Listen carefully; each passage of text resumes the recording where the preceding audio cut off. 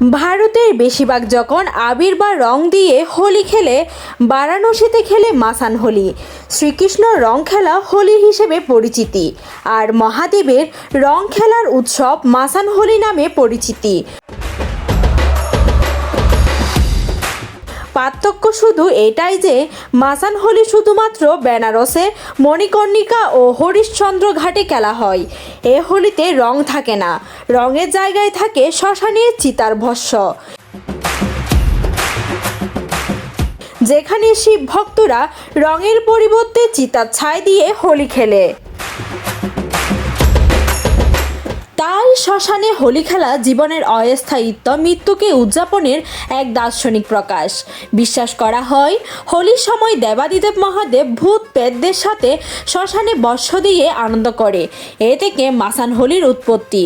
আরেকটি কাহিনীতে বলা হয়, শিব যখন কামদেবকে দগ্ধ করেন তখন তার বৈরাগ্য ত্যাগের প্রতীক হিসেবে ভস্য ধারণ করেন। সে ভস্য জীবনের ক্ষণস্থায়িত্বের প্রতীক।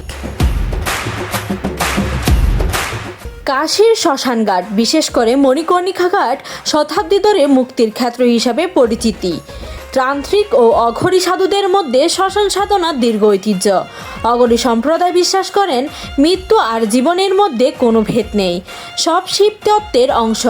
বেনারসে হরিশ্চন্দ্র ঘাটে মহাশ্মশান নাথের আরতি শেষে শুরু হয় মাসান হোলি।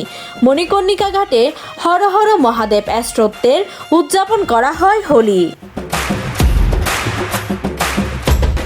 সেখানে সাধু ও শিব অনুগামীরা হোলির দিনে ভগবান শিবের প্রথমে প্রার্থনা করেন, পরে তারা চিতার ছাই দিয়ে হোলি খেলেন।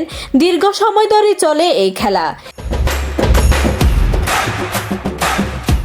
এখানে অংশ নেন নাগা সন্ন্যাসীরাও।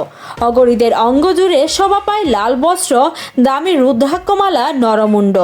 মানুষের মাথার খুলি দিয়ে তৈরি মালা পরে ভয়ঙ্কর নাচে মেতে ওঠেন অঘরীরা। পর্ণা চৌধুরী, নিউজ ডেস্ক, হিন্দুস নিউজ।